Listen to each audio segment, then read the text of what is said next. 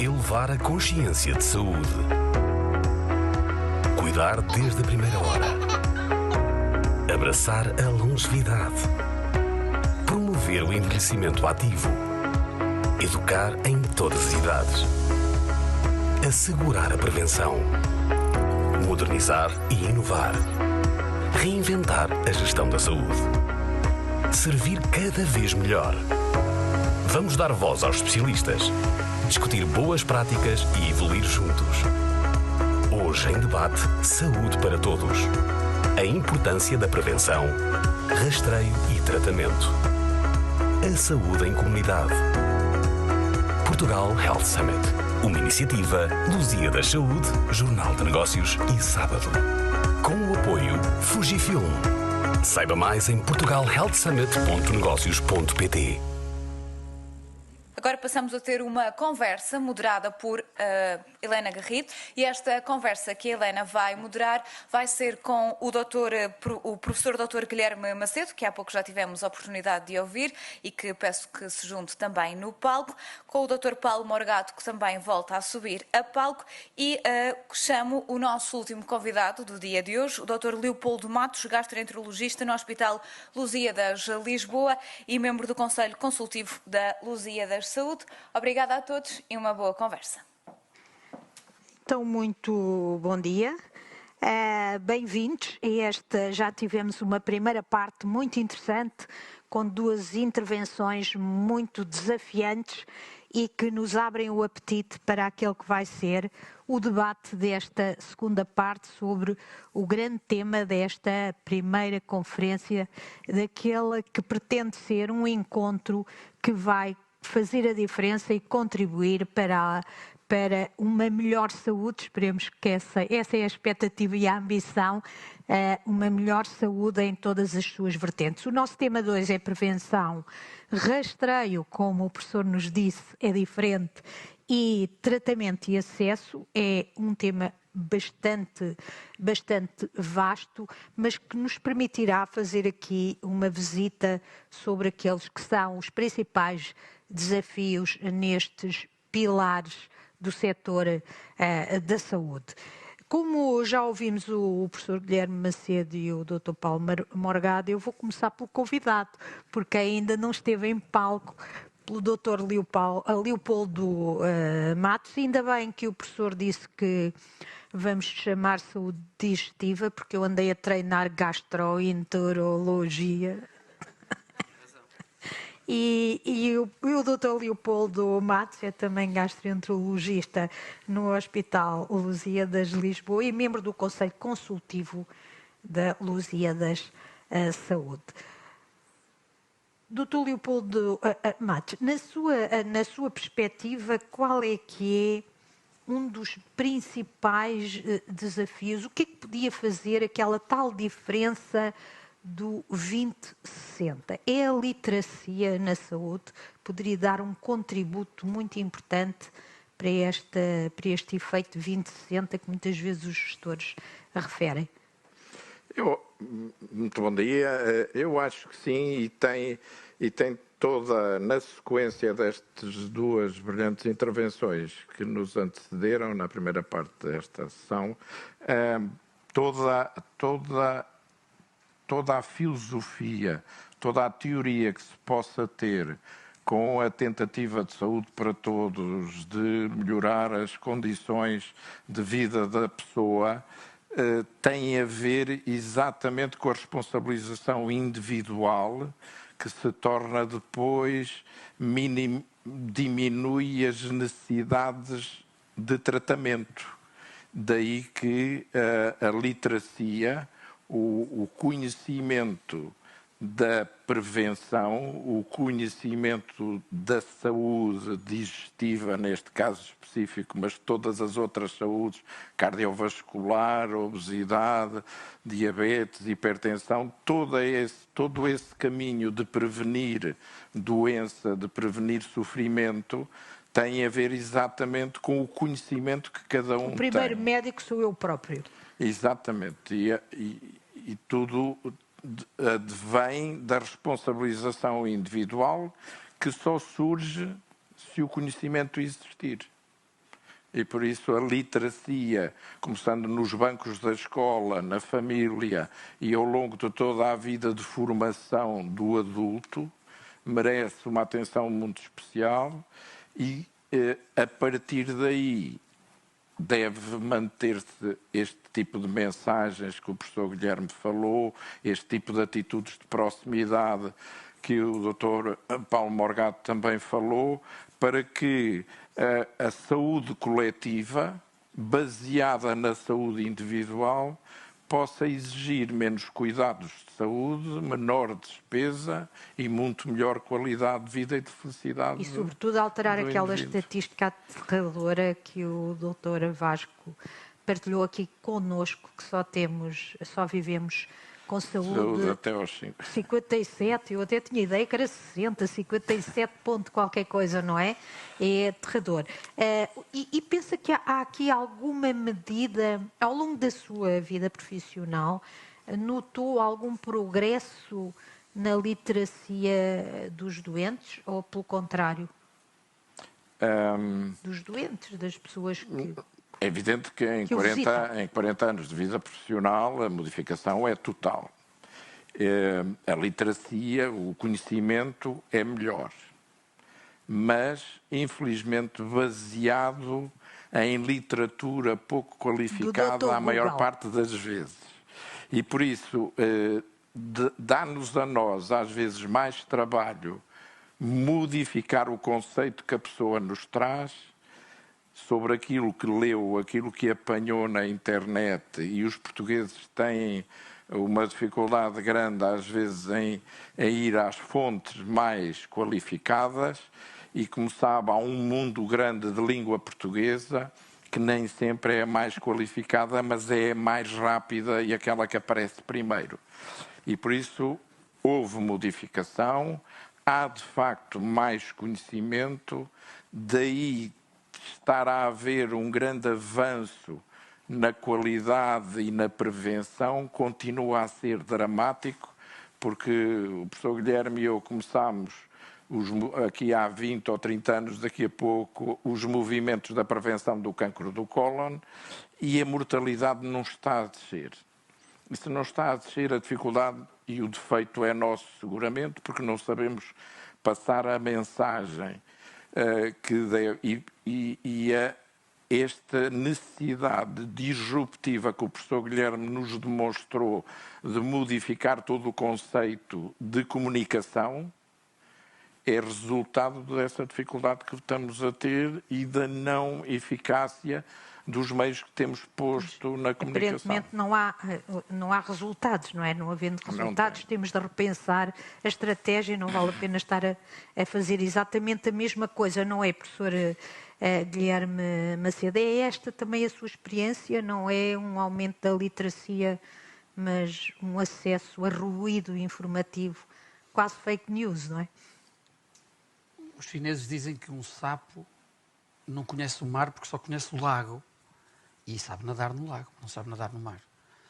O que se passou nas últimas dezenas de anos, nem tanto, mas é justamente um incremento tal da informação associada aos diversos padrões de saúde que, naturalmente, é uma inevitabilidade quase biológica, a capacidade, digamos, laica de ter acesso, ou melhor, de compreender todo esse crescimento de informação, resultaria no oposto. Portanto, nós não... É uma comparação injusta. Queremos medir ou ter uma métrica que avalie a quantidade de conhecimento que alguém tem agora, não na área da saúde, comparado com o que existia antes. Porque as realidades são muito diferentes. E a realidade principal é que era um lago e agora é um oceano.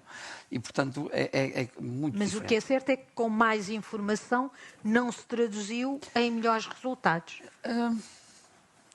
Voltamos à história da medição do insucesso.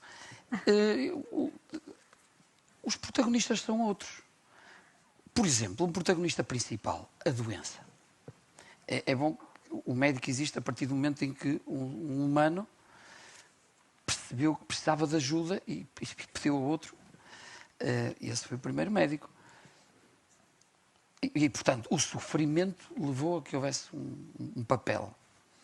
Nós vivemos num tempo completamente diferente. Vivemos num tempo hedonista, em que o sofrimento é uma palavra só por si próprio, que já causa sofrimento, portanto, toda a estratégia até social está estruturada na evicção do sofrimento.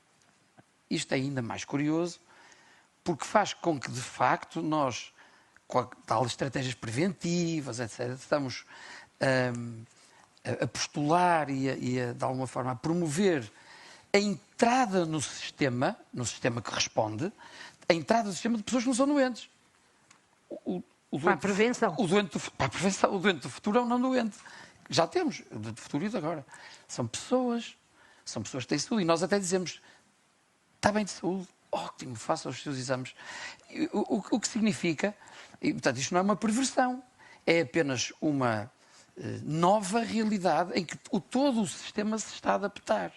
Isto é tão curioso que, como ouvimos e repetidamente dizemos aos nossos alunos, dizemos aos nossos profissionais, etc., sim, o doente no centro do sistema, sim, nós devemos ter a praticar a medicina humanizada, com certeza está no nosso DNA, no DNA dos médicos. Pois, mas se calhar antes do doente estar no centro do sistema, o primeiro interlocutor, de facto, que vai estar com o doente somos nós mesmos. Nós, como profissionais de saúde. E eu continuo convencido de que há um enorme trabalho para fazer sobre a educação dos médicos / profissionais de saúde. Em que sentido? Em que sentido? No sentido da simplificação da linguagem? Da simplificação da linguagem, porque a linguagem depois tem a ver com a comunicação para os outros, com a própria compreensão de si próprio, com a noção de que os profissionais de saúde têm que estar em boas condições mentais e de saúde para poderem acudir, uma palavra tão querida de muitos dos nossos profissionais de saúde, cuidar em proximidade. Isso implica que os profissionais de saúde estejam com essas competências. E essas competências têm que ser treinadas, adquiridas, elaboradas. Isso faz-se com um trabalho centrado neles. Que não existe. Estou a provocar. Porque nós estamos, de facto, Mas está a falar de quê? Estou a falar de que nós inteligência emocional, das designadas soft skills. Muitíssimo bem. As competências não técnicas. Porque esse aspecto deve ser muito reforçado na nossa comunidade de profissionais de saúde. Mas acha que se degradou essas competências, que essas competências se degradaram? Hoje quem vai ao médico, às vezes o médico só olha para o computador. Voltamos. O lago tem umas ondinhas, o oceano tem ondas enormes. Portanto, a nossa capacidade de reagir perante esses estímulos é diferente. E nós ainda não estamos preparados. Os doentes de agora são diferentes. Os não doentes de agora são diferentes. E a nossa comunidade que atende essas pessoas tem que estar munida de uma série de competências que deve expandir, deve treinar. E isso faz parte da nossa função. Aquela coisa do Sympathy for the Devil não era para fazer sala. Era mesmo porque nós achamos que há uma... Não é uma cumplicidade, digamos, assumida, mas há um papel que todos nós devemos ser capazes de fazer. E quando nós insistimos, e muito e bem, no limite, é sempre o outro, não é só o doente. É o outro que está à nossa frente. O outro é que é o foco da nossa atenção. Eu gostaria muito que o sistema de saúde conseguisse fazer essa pequena inflexão de linguagem, e não é só semântica, também é mental. É o respeito pelo outro, não é pelo doente. E esse respeito pelo outro depois invade todo o circuito da nossa vida. Quando a gente diz, devemos focar no doente, eu, por acaso, fico logo agitado. Quero focar no outro. É focar no outro. Quando nós nos focamos no outro, temos um primeiro momento muito mais importante, o tal autoconhecimento, etc., que é, primeiro, nós somos capazes de ir lá ter com o outro ou não? Compreendemos o outro? Não. Temos aquilo que se chama competência cultural para isso ou não temos? Todas essas capacidades, eu chamo-lhe virtudes, têm que ser treinadas. Esse é o grande desafio para nós, por exemplo, os dois quando lados, estamos na os dois academia, lados quando da estamos moeda. dos lados da moeda. O lado de formar o doente, entre aspas, E formarmos a lado de nós formar próprios para sermos capazes de quem presta atender os o serviços. outro, esteja ou não esteja doente. Doutor Paulo Morgado, eu, ao ouvir a sua apresentação, até pensava que não estava em Portugal, com aquilo tudo que está a acontecer e a forma como estão a contornar a falta de recursos. A minha primeira curiosidade é: o Algarve é caso único? Pode-se dar a liberdade de comparar com os outros seus colegas? Não, o Algarve não é caso único, não é caso único. Eu trouxe-vos apenas um exemplo daquilo que conheço melhor e daquilo que é a realidade da nossa região e o esforço que estamos a fazer para levar a saúde, digamos, às pessoas, ou nas suas várias vertentes. Obviamente que projetos como este e como outros que temos para o futuro, que nos animam, digamos, neste caminho que sabemos que nunca vamos conseguir terminar, porque obviamente vivemos num mundo complexo, como aqui se dizia. Nós, 50%, vamos pôr assim, cerca de metade das doenças crónicas, nós nem sequer sabemos que elas existem. Elas não aparecem. Daquelas que aparecem e que tomam contacto com o sistema de saúde, nós só conseguimos tratar metade. E dessa metade que conseguimos tratar, só metade é que conseguimos controlar. Assim, bom, então temos aqui um problema. Não sei se temos, não somos Deus, não é? Não, ainda. mas pronto. Mas os estudos mostram que se nós conseguíssemos conhecer todas as situações, tratar todas as situações e controlar todas, isso só aumentava de cerca de 12% a 15% o nosso trabalho. Aumentava o vosso trabalho? Do ponto de vista dos profissionais de saúde. Ou seja, não é um desafio tão grande assim. O desafio está, obviamente, no princípio de tudo. Não é? Que Ou é? seja, na utilização dos serviços, no acesso aos serviços. E aqui é o grande problema. Não? Exatamente. Na sua experiência, esse acesso deteriorou-se após a pandemia? Eu acho que os nossos indicadores não mostram isso, que se tenha deteriorado. Obviamente, durante a pandemia houve problemas graves de acesso das pessoas, porque o próprio sistema de saúde estava, digamos, assoberbado com um conjunto imenso de casos e muitas vezes difíceis de prever e que, obviamente, condicionava muito aquilo que era a atividade dos serviços de saúde. Mas, neste momento, as coisas retomaram, diria, alguma normalidade do ponto de vista... Ou seja, quer dizer, há o problema do esgotamento dos profissionais de saúde, Sim. com alguns até a saírem. Não sei se a dimensão aqui em Portugal foi tão grande como, por exemplo, nos Estados Unidos, que há mais dados, não é? E, por outro lado, houve também o caso de pessoas que não recorreram, de chegarem aos médicos num estado de doença mais agravado, o que fez com que aumentasse a procura, digamos assim. Isso está estabilizado? Portanto, reduziu a oferta e aumentou a procura. Para usar a linguagem económica um bocado tecnocrata, peço desculpa, mas simplifica a questão e é fácil perceber. Nós eram os próprios profissionais de saúde que às vezes colocavam barreiras ao acesso. Porquê? E como? Porque eles próprios tinham medo da doença.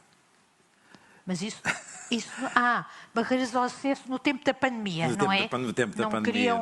Não queriam consultar as pessoas nas outras doenças. Portanto, isso criou um problema, não é? Isso levou, de facto, a este movimento da telesaúde e da teleconsulta que cresceu exponencialmente no nosso sistema de saúde. E aumentou a oferta? E obviamente que tivemos aqui um aumento de oferta.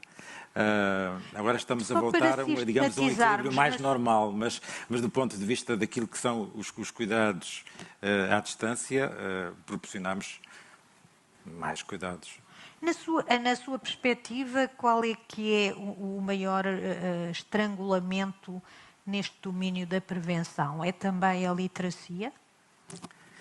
Sim, é também a literacia e obviamente que aquilo que são as fake news e aquilo que circula nas redes sociais, obviamente tem um contributo muito grande. Aliás, a desinformação, um exemplo paradigmático disto é a desinformação sobre as vacinas, não é? Que ganhou, digamos, uma proporção tão grande e que fez com que em muitos países mas também em Portugal, condicionasse, digamos, dificuldades do ponto de vista... E como é que se combate isso? Como é que se pode combater? Uma das formas, não sei, como o professor Leopoldo estava a referir, não o disse diretamente, mas eu entendi assim, diga-me se entendi mal. Há muita literatura brasileira nesta área da saúde, muita. E o que eu pergunto é se nós também não a podemos produzir. Se as entidades como as ARS, como o SNS, até os hospitais privados, que de alguma forma o setor privado tem feito isso, que já tem algo com os médicos a definirem a doença e tal. Não se pode combater também por essa via? Uma das formas é essa, por produzirmos conteúdos credíveis, não é? Tanto, e quem tem responsabilidades nessa área, desde logo, digamos, por exemplo, as sociedades científicas e as instituições, obviamente, produzirem mais conteúdos e conteúdos de mais qualidade, para, digamos, contrariar, digamos, aquele movimento que existe, que é um pouco inorgânico, mas muitas vezes tem outros interesses escondidos e que, de facto, tem uma grande facilidade em contornar, digamos, todo este sistema, digamos assim, mas que nós não conseguimos evitar, ou seja, não conseguimos censurar os conteúdos nas redes sociais. Isto só vai piorar, hein? Com a inteligência artificial. É melhor prepararem-se. Pode aparecer uma pessoa com a cara do Dr. Leopoldo a dizer umas coisas super convincentes ou com a cara do professor Guilherme a dizer umas coisas super convincentes sobre saúde digestiva. Eu agora já não digo outra palavra. É espetacular. Deixa-me pegar nessa história da inteligência artificial, embora eu gostasse de dizer alguma coisa sobre a pandemia. Nós somos muito pomposos, porque a comunidade gastroenterológica internacional fez um teste com o ChatGPT para o acesso ao board do Colégio Americano de Gastroenterologia. Isto é, demos ao computador a hipótese de ele responder a 2 anos de testes, o ano de 2021, o ano de 2022, que é uma coisa que nós fazemos, nós ensinamos os nossos internos a fazer isso, que é digamos, um teste final para saber se já está capaz de fazer o exame da especialidade. Sim. Demos isso. Uhum. Os resultados foram publicados ontem. E então, 100%? 63%. Nós... Mesmo assim foi... Não, foi péssimo. Porque é assim, é preciso explicar que isso desmonta esta onda de entusiasmo. Mas acertou em 63%. Não, acertou, estava assim, mas quer dizer... Mas passava. Não. Para nós termos o acesso, não é o passar. Quando se faz o exame do board, a nota é gradativa. Sim. E, portanto, é considerado um especialista, enfim, capaz de assumir com 75% ou 78%. Então não passou. Fraco. Olha, Portanto, os MBAs não é assim, não é?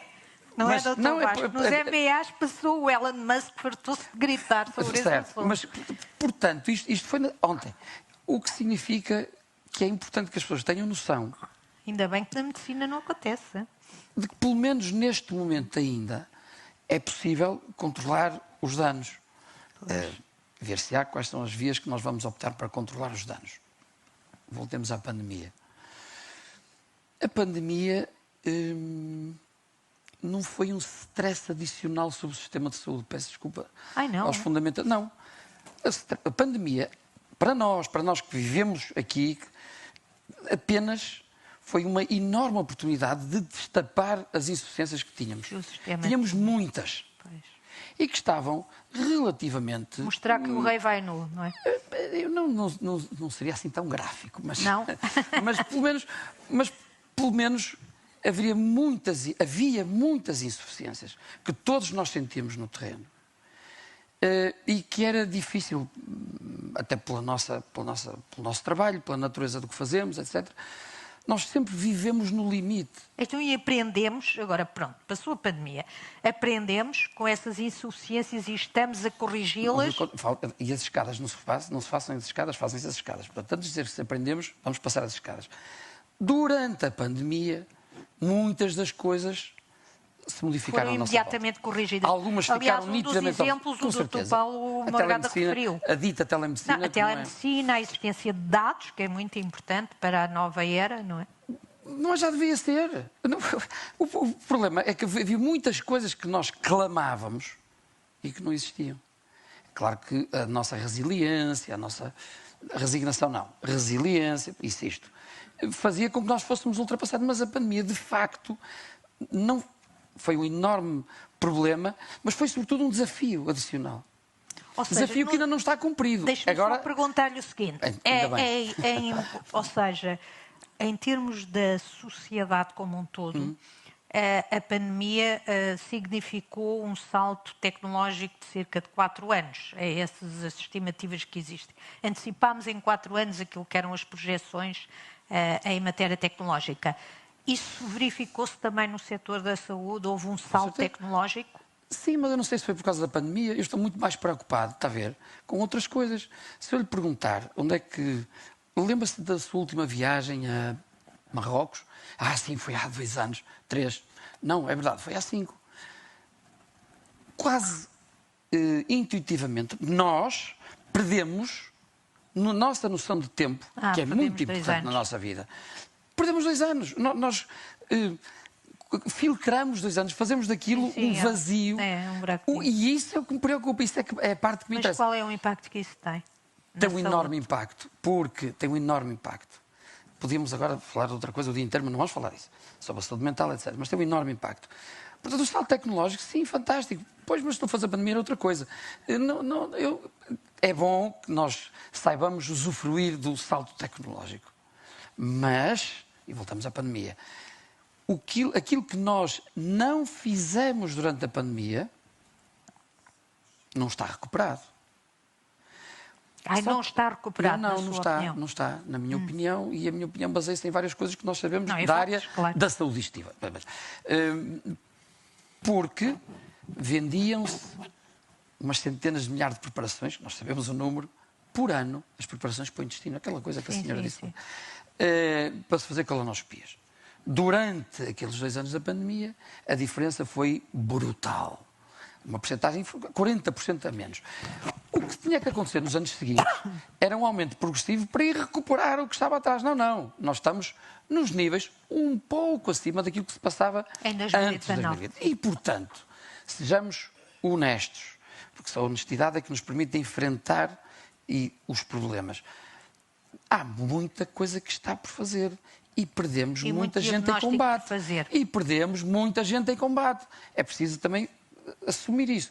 Não estou a dizer que foi culpa de ninguém. Não, claro. Mas simplesmente há um caminho enorme por fazer. E isso implica o envolvimento dos profissionais e de toda a gente, para não sermos cúmplices. Lembra-se da história do início? É essa. Muito bem. Vamos dar aqui um salto para uma outra questão, que não a da literacia, que tem a ver com os cuidados primários, que ainda não foi aqui referido, mas pode ser, ou os cuidados primários podem ser também um importante problema ou estrangulamento na estratégia de prevenção, Dr. Leopoldo? Tem toda a razão essa questão, porque se nós nos estamos a dirigir a pessoas saudáveis, que não têm qualquer problema de saúde na área que nos estivermos a dirigir naquele programa de prevenção, essas pessoas não necessitam de um hospital, necessitam de cuidados de proximidade, de influência de opinião e de oferta de solução. Que esse é um dos nossos maiores problemas, é da desorganização que temos estrutural extra-hospitalar. Apesar dos centros de saúde e de toda a área de cuidados primários tentar, no seu maior esforço, estar próximo das populações, e temos o exemplo do Algarve. O Algarve é caso único, não é? O Dr. Paulo Morgado não eu acho que sim, e quero louvar o trabalho que a entidade de saúde do Algarve, com todas as suas dificuldades de fixação de profissionais de saúde, de qualquer das suas áreas, e tem conseguido fazer. E por isso acho que é louvável e deve-se dizer publicamente isso. Mas a realidade da mensagem que se deve passar é que a prevenção não tem nada, nem deve ter nada a ver com hospitais. Tem a ver, de facto, com a saúde da comunidade, com o esclarecimento e a oferta de meios de prevenção que passam por uma saúde digestiva, por exemplo, e também com todos os métodos de rastreio. Mas está a haver algum progresso nesta área? Tem havido um progresso porque faz parte dos objetivos dos profissionais de cuidados primários a intervenção na prevenção. E por isso foi de facto um grande avanço nos últimos anos de não ser só o tratamento, a procura de diminuir a hipertensão ou a diabetes ou o que seja, e também objetivos de prevenção. Esta aposta na prevenção cria o tal problema do aumento da procura, não é? Se nós já temos o sistema esgotado com quem está doente, mais esgotado ficará se recomendarmos a prevenção, sendo que é sempre à espera que a prazo ele fique menos esgotado. Não concorda, professora Leopoldo? Não, porque não diretamente. Estava a vê-lo a fazer assim. Na realidade, acho que tem tido o seu impacto com dificuldade de dedicação à prevenção. É uma realidade. Mas não é necessariamente uma condição negativa, porque a tal responsabilização individual, fruto do conhecimento, da educação, dos programas de prevenção e da comunicação, como vimos nos vídeos do professor Guilherme. Por outro lado, a disponibilização dos meios de prevenção. Essa disponibilização tem sido muito discutida e pouco programada.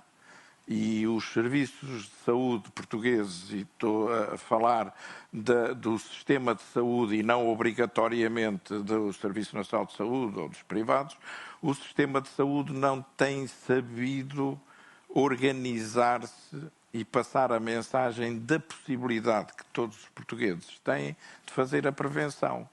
E isso advém de muitas inibições ideológicas, de muitos complexos de território, de muitas dificuldades de a comunicação ser uma comunicação de saúde e não uma comunicação exclusiva de Serviço Nacional de Saúde ou de companhias seguradoras, e a responsabilidade dessa comunicação e da oferta de solução deve ser transversal à sociedade portuguesa e aos meios que temos no terreno.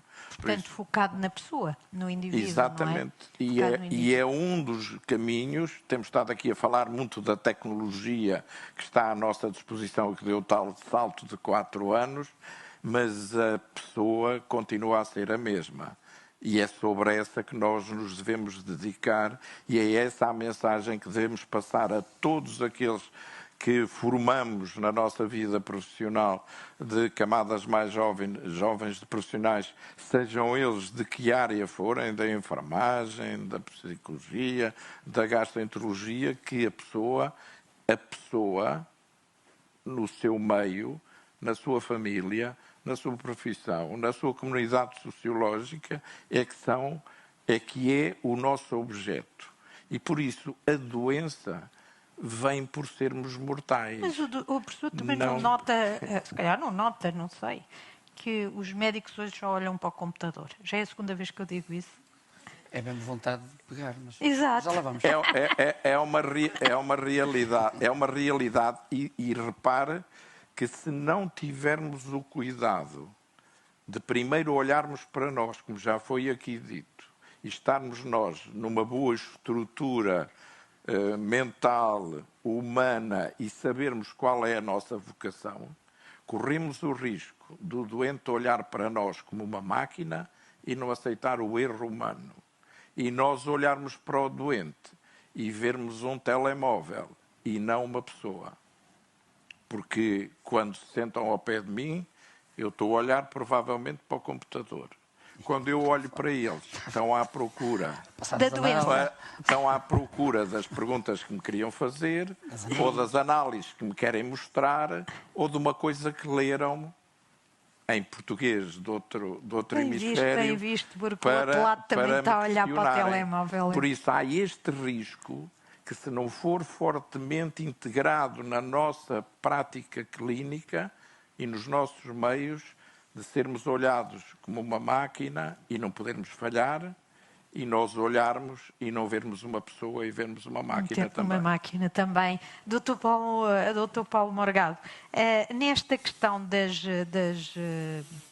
dos cuidados primários, como é que se articula, ou aquelas carrinhas da saúde todas, é que fazem esta prevenção e consegue já ter resultados sobre esta política no Algarve?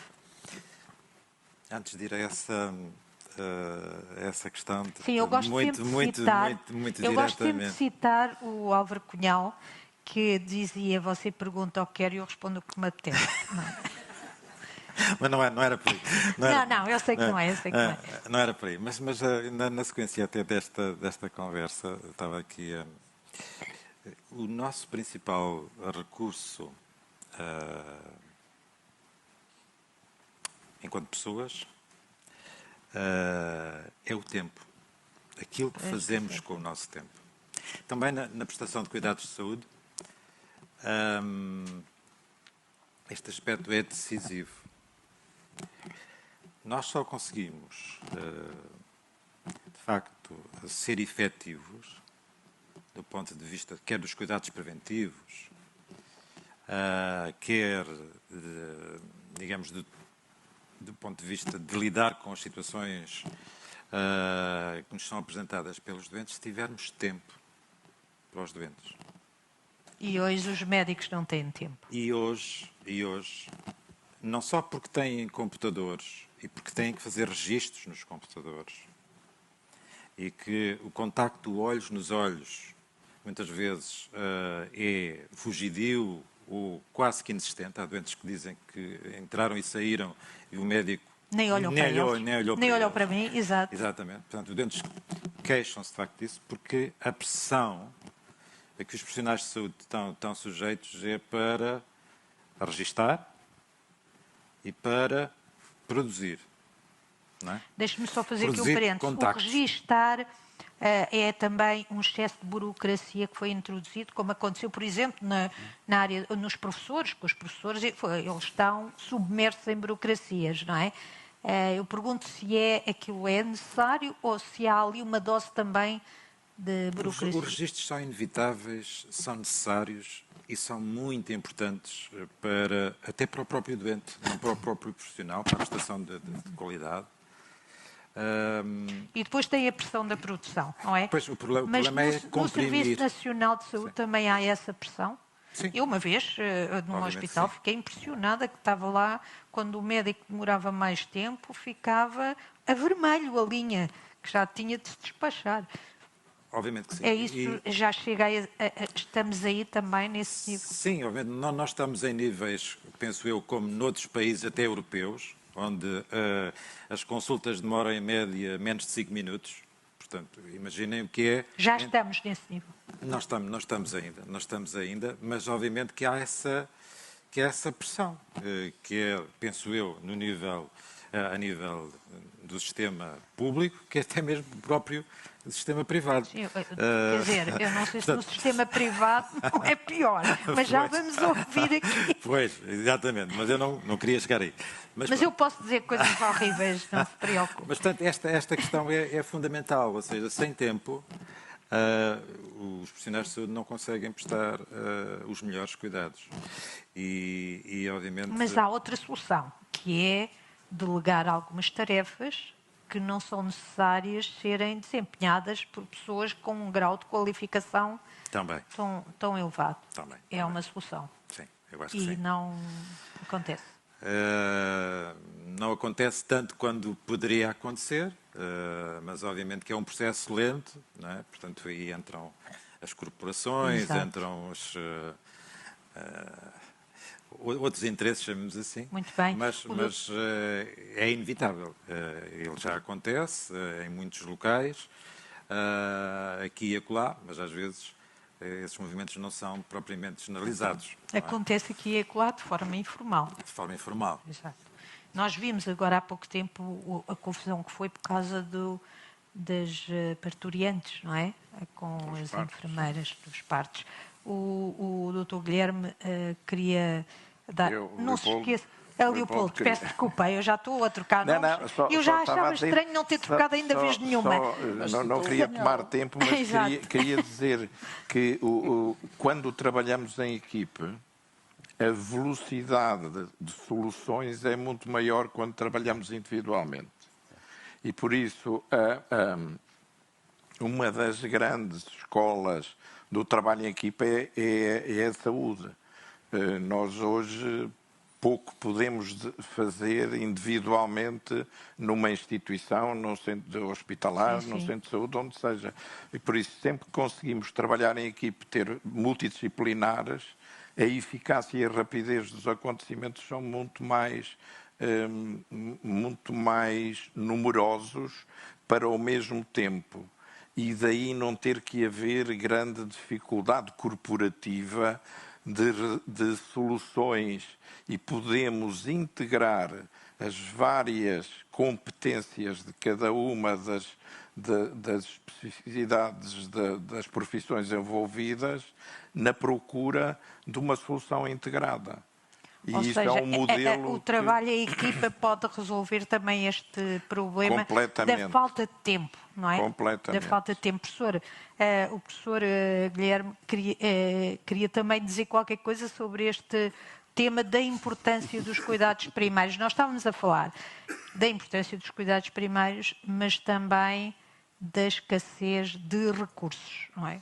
Acabámos por chegar a esse tema da escassez de recursos para tratar o doente e fazer a prevenção. A escassez de recursos está diretamente proporcional ao aumento da exigência, digamos, do consumidor. Porque eu aprecio que nós quase sistematicamente se esteja um pouco a diabolizar aquela coisa do médico estar em frente ao computador e não ligar e tal. Isso é verdade, mas somos todos culpados. Porque o doente tem uma perspectiva, a pessoa que está à nossa frente, tem uma perspectiva completamente diferente daquilo que é o profissional que está à frente dele. Voltamos àquele conceito do respeito pelo outro. Não são só os profissionais de saúde que têm que ter respeito pelo outro. Sim. O outro O outro para o outro sou eu. Tem muito a ver com aquilo que o professor Leopoldo estava a referir, tem muito, eu digo-lhe que porquê. é, eu estou a ver o telemóvel. Não, com certeza. Não, com certeza. Muitas vezes a pessoa que está à nossa frente trata-nos como apenas um fornecedor de informação mais qualificada. Bem, então, às vezes vem mesmo com essa narrativa. Eu venho aqui ouvir uma segunda opinião, que por acaso é quinta, mas venho ouvir a sua opinião, porque o seu professor é isto, o seu professor é aquilo, faz isto, faz aquilo. Bem, eu às vezes até fico intimidado. Mas qual é a expectativa real de quem nos procura? Portanto, onde é que está a tal humanização? A falta só está do nosso lado? Não. Isto tem a ver com o respeito pelo outro. E a nossa profissão... Mas acha que há um problema neste momento no relacionamento doente-médico? Há um relacionamento entre todas as pessoas que tem a ver com muitas outras coisas. Tem a ver com a noção cívica, que também já foi aqui falado, tem a ver com muitas outras coisas. E, portanto, nós somos um microcosmos onde de facto, as coisas muito importantes acontecem. Mas somos um microcosmos, portanto, há muito mais à nossa volta. Mas, na realidade, a expectativa que as pessoas têm de nós também nos remete, e não estou a justificar nada, mas nos remete para o sossego de um ecrã, que a gente controla minimamente. Tem dias. Não a pessoa que está intrusiva e que não quer aquela conversa, o tempo que nós gostaríamos muito de dedicar aos nossos doentes. Não é uma realidade que nos acometa só nós, eles também. Porque tem que ir buscar o filho, tem que apanhar o autocarro. Há muita coisa que se passa naquele momento solene e quase místico do diálogo entre o médico e o doente. Pois. Um diálogo místico não precisa ter meia hora, pode ser minuto e meio. E é preciso que haja também coragem para poder dizer isto. E, portanto, aquela coisa de ter um estanque dos 15 minutos de consulta ou 10 minutos de consulta é completamente artificial. Existe, não é? Não me interessa, mas é artificial, posso dizer. E, portanto, é artificial. E é artificial porque a realidade... É claro que isto tem outras implicações organizativas. Não podemos ter 20 pessoas à espera ao mesmo tempo. Só porque... Não, portanto, eu percebo que tenha que haver aqui um ajuste. Mas esse ajuste da estrutura, da resposta que nós damos às pessoas, tem que ser uma resposta integrada. E que, de facto, quem vai ter com um determinado profissional de saúde, com um médico, não precisa de esperar 2 horas porque ele é muito bom. Não. Mas é bom que perceba que convém esperar um bocadinho. Eu tenho uma experiência muito engraçada com uma população que adoro, que é uma das populações mais vulneráveis aqui na cidade do Porto, que são dos sem-abrigo. E nós, a proximidade, eu gostei muito daqueles carrinhos, giros, às cores e tal. Eu levo o meu, coitado, não é meu. Mas o meu interno vai num Austin Mini e tal, e vemos aqui perto, para a prisão de Custóias. Nós íamos lá, e vamos lá, continuamos a ir lá. Mas também vamos aos albergues noturnos do Porto. E, por incrível que lhes pareça, talvez seja repare o que isto significa de generosidade, de benfeitoria. Para eles, não. Se por acaso eu chegar às 10h07 e estava previsto que era às 10, fazem-me uma cara, viram-me as caras, eu tenho que ir para a minha vida, dizem eles. Portanto, o conceito e a necessidade de nós compreendermos bem o que é necessidade do outro é muitíssimo relativa. Portanto, não faz mal nenhum, eu não quero que os doentes tenham aquela reverência de esperar para o senhor doutor e tal. Não é nada disso. Mas também nós temos que compreender que as expectativas do outro são muito diferentes e não tem nada a ver com o nível nem literacia, nem social, nem económico. Agora, há todo um conjunto de circunstâncias psicoafetivas à volta de cada uma das pessoas que nos procura e de quem nós atendemos que exige uma resposta adaptada e pessoal. Isto parece muito romântico, mas é verdade, porque as coisas só não correm bem quando não temos esta perspectiva. A litigância está aí para vender. E, portanto, as pessoas também são um bocadinho... instruídas, porque a mínima coisa é um motivo para uma queixa, para um comentário, para um recado, o que é bárbaro. Portanto, esta relação interpessoal está inquinada. Portanto, não me culpem os computadores, por amor de Deus.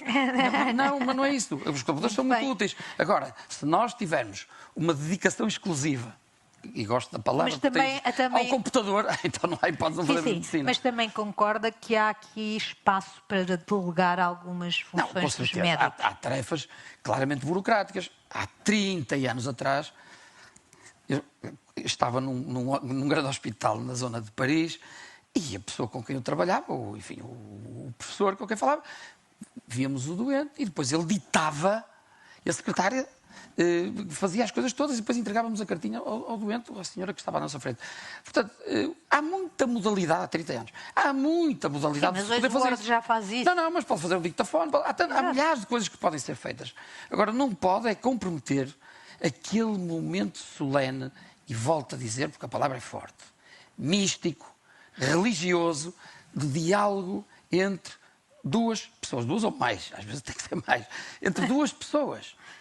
Isso é insubstituível. Muito e o bem. computador tem que ser um instrumento de comunicação e não uma barreira comunicacional. O telefone tem que ser uma barreira, não pode ser uma barreira, tem que ser uma forma de comunicar. Quando é que é forma de comunicar? Quando eu lhe dou o meu número de telefone. Quando é que é uma barreira? Quando ele está para ali a ver, nunca mais sai das análises. Ou está a atender o telefone, até nem pessoas no meu consultório. Eu tive que atender o telefone. A sério? Com certeza. A sério. Não atender nos votos também não acontece. Acontece em todos os médicos. Atendem o telefone. É só um bocadinho que eu estou aqui com o senhor doutor. Portanto, não há noção nenhuma cívica Precisamos não só de literacia na saúde, mas literacia em geral. Exatamente. Okay. Também conta. E a saúde é uma parte importante disto. Muito bem. Vamos aqui dar a oportunidade de quem nos está a ouvir de colocar também questões. O custo é a primeira. Depois a seguir, depois entusiasmam-se e até temos de dizer, temos de ir embora. Não temos, portanto é uma vantagem. temos todos, não é? Já arranjamos as perguntas. Há alguma questão? Há aqui várias questões que se podem ainda colocar, por exemplo. Alguma? Ninguém. A senhora citou o Álvaro Cunhal e ficou tudo muito intimidado. Foi. Pareceu-me. Eu fiquei, mas... Eu adoro aquela frase. Vou-lhe dizer outra. Há imensas pessoas, sabe que eu já fiz muitas entrevistas, não é? E há imensas pessoas que são assim, que eu pergunto e eles respondem. Mas então vou-lhe citar outra do Álvaro Cunhal, que é muito apropriada para isto. Olhe que não. Olhe que não. Olhe que não é em relação a quê? Em relação a isso, esta inibição, sim, claro. Muito bem. Nós podemos ainda falar um bocadinho com o Dr. Paulo Morgado sobre a relação, a magna questão que, de alguma forma, o Dr. Leopoldo também referiu indiretamente, que é tratarmos, agora talvez menos, mas tratarmos a saúde em compartimentos estanques consoante a propriedade. Passo a dizer de forma mais direta. Há o Serviço Nacional de Saúde e há o setor privado, em vez de tratarmos isto, e o setor social, que às vezes é esquecido, que também é muito importante, e em vez de tratarmos isto como um sistema de saúde. Na sua perspectiva, e até porque tem uma experiência que permite uma observação que não seja tão ruidosa por ser muita informação. Na sua perspectiva, nós tínhamos a ganhar em termos de prevenção, de tratamento, de acesso, em termos gerais, à saúde, se o sistema fosse tratado de forma mais integrada? Eu acho que sim. Eu acho que isso é uma inevitabilidade. Ou seja, nós... temos um sistema de saúde que inclui, digamos, um grande prestador, que é público, não é? Portanto, o Serviço Nacional de Saúde é um prestador público de grande dimensão, com uma rede dispersa por todo o território, uma rede de cuidados primários, uma rede de cuidados hospitalares, enfim, cobre de forma... digamos, diria muito razoável o território, obviamente com insuficiências e com problemas complexos com que tem que lidar, mas em paralelo existem outras redes de prestadores de cuidados, como disse bem, uma rede privada e uma rede, chamemos assim, relacionada com o chamado terceiro setor, onde também existem um conjunto de prestadores nesta área. Do ponto de vista daquilo que é a saúde dos portugueses, no qual todos estamos interessados, obviamente, portanto, obviamente, enquanto comunidade. Esse é o objetivo. É o objetivo e até deste encontro. O que fazia sentido é que, do ponto de vista daquilo que são as grandes políticas, estes prestadores tivessem, de facto, alinhados do ponto de vista das questões que são da maior relevância. E a maior relevância, desde logo, é o acesso. Eu acho que as principais barreiras que às vezes se colocam ao acesso e à promoção da saúde dos portugueses em geral, muitas têm a ver com aquilo que são os condicionalismos da vida das pessoas. Da forma como as pessoas têm as suas vidas estruturadas, por exemplo, os seus horários de trabalho, estarem ou não estarem empregados, por exemplo, para dar 2 exemplos. Mas, desde logo, também a existência dos serviços no território disponíveis. Acessíveis, não é? Acessíveis. Porque, aqui, continuando, pegando aqui um bocadinho nesta perspectiva que o colega estava a falar, as pessoas hoje em dia, a saúde é muito vista como um bem de consumo, não é? As pessoas utilizam os serviços de saúde como utilizam um qualquer outro centro comercial ou um qualquer outro bem de consumo, não é? A gente brinca um pouco com esta ideia do doctor shopping, não é? Portanto, que as pessoas vão a um determinado prestador, deslocam um prestador numa perspectiva de consumir. E esta questão que nós valorizamos tanto, da relação entre o médico e o doente, entre o profissional de saúde e o doente, uma relação que deva ser de confiança, ela, digamos, modificou-se. No mundo de hoje, as pessoas utilizam, digamos, os serviços de saúde nesta nova perspectiva, uma perspectiva de consumo. Mas às vezes consomem a mais, alguns consomem a mais Exato, porque quando nós comem demais e têm problemas digestivos, não é? Há aqui uma questão que é até que ponto a prevenção e a promoção da prevenção, qual é o ponto de equilíbrio, está a ver? É que a prevenção também pode ser chegar ao ponto do consumismo de saúde, não é? Pois, repare, eu acho que... Estamos a sair um pouco do tema, mas a conversa é com umas cerejas. Mas, de facto, há aqui um equilíbrio que pode ocorrer. Estávamos no sistema. O que é que nós podemos fazer para incentivar este entendimento que permita potenciar o sistema em vez de usar todos os recursos, em vez de ter recursos que não estão a ser usados, às vezes por razões ideológicas? Eu acho que onde há algo, onde eu acho que todos, enquanto sociedade e enquanto, quer seja no setor público, quer seja no setor privado, quer seja no setor social, onde todos temos a ganhar, do ponto de vista da nossa aposta, são nos cuidados preventivos. Pensa que era aí que se devia fazer a grande aposta na integração do sistema, na prevenção? Eu acho que aí é fundamental e aí todos temos que estar ou devemos estar unidos, porque isso é um bem comum. Não vamos conseguir acabar com a doença vai continuar a existir, mas os aspectos que têm a ver com a medicina preventiva são, desde logo, aspectos, digamos, que unem a todos. E que todos os setores têm e devem apostar. Até porque não custa muito dinheiro, do ponto de vista da aposta dos cuidados preventivos.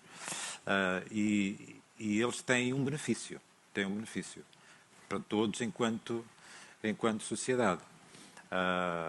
Portanto, essa é uma das áreas onde às vezes não se aposta tanto, do ponto de vista do Serviço Nacional de Saúde.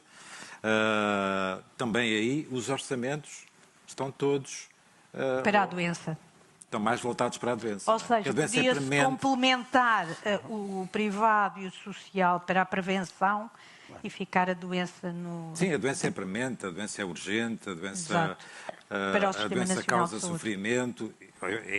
Mas, obviamente, que ao não investirmos naquilo que são os cuidados preventivos, estamos a hipotecar o futuro do ponto de vista daquilo que é... Mas estou a perceber bem o que me está a dizer, que é complementar privado e social, sobretudo dedicado à prevenção, público, sobretudo dedicado à doença.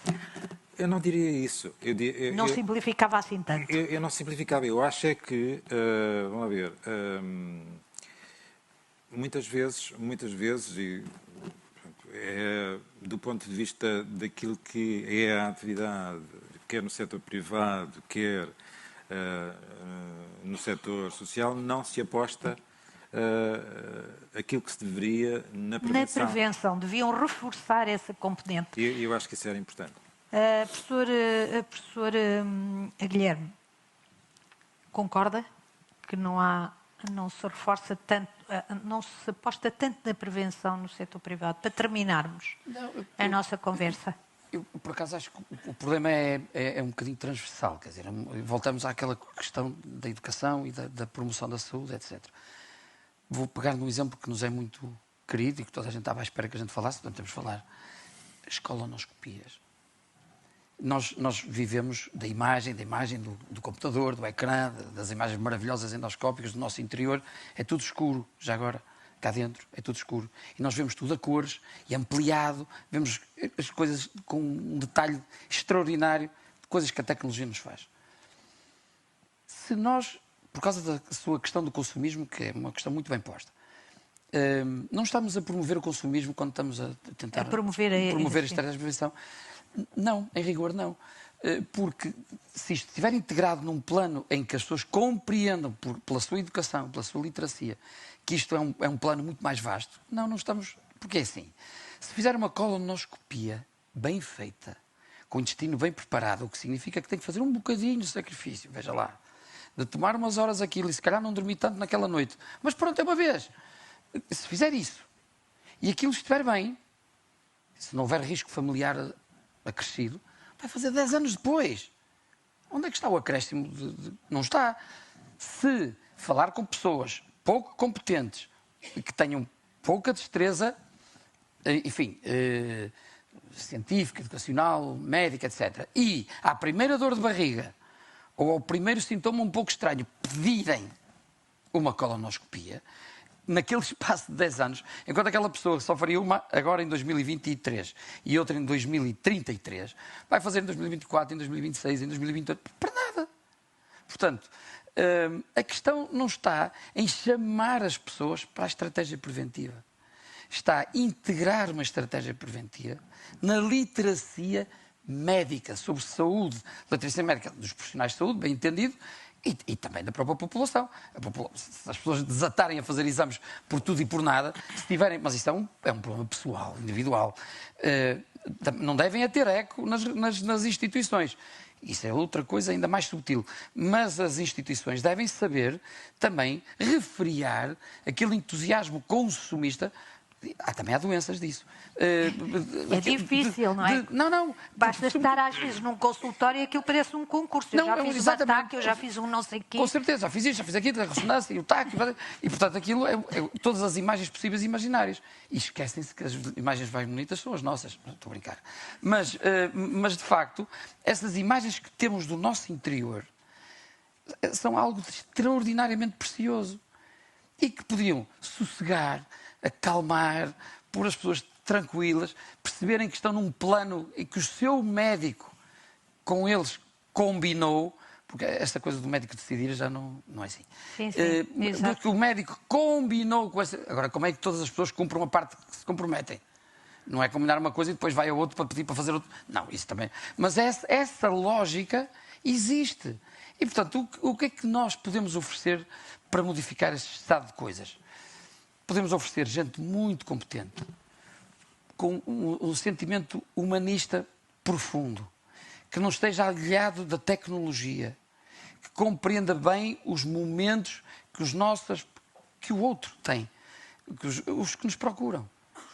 Volto a dizer, é um momento que pode precisar de 1 minuto e meio ou um momento de 1 hora. Depende do que acontecer. Muito bem. Para terminar, Dr. Leopoldo, pensa também, e coloco-lhe a mesma questão, que esta aposta na prevenção tem de ser reforçada, especialmente no setor privado e no social, diria eu.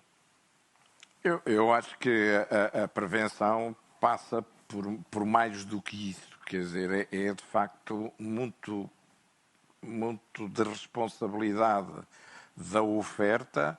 Se a oferta for mais fácil em determinada área do país, em determinada circunstância, no Serviço Nacional de Saúde, se for no Serviço Social, se for porque as realidades do país era outra coisa que também queria enfatizar. As realidades do país são completamente diferentes, de local para local. E por isso nós temos, e isso ensina-nos a ciência e os anos de vida, que devemos aceitar diferenças entre pessoas, entre organizações, entre momentos e entre locais. E por isso o trabalhar de uma forma transversal no Algarve, noutro local mais diminuto, com outro modelo, isso não nos devia perturbar. O que não devemos ter é inibições e complexos que muitas vezes não têm nenhuma razão para ser, nem mesmo ideológica, porque qualquer ideologia em abstrato põe sempre a pessoa no centro da preocupação. Em abstrato, depois o homem é que a desvirtua. Os tais problemas da cumplicidade, do diabo, etc. Tudo isso depois é perturbado na mente daqueles que têm que decidir, naqueles que fazem voz fácil nos meios de comunicação. E por isso a capacidade, a maleabilidade de raciocínio e de adaptação dos programas à condição local deve ser perfeitamente livre e não espartilhada.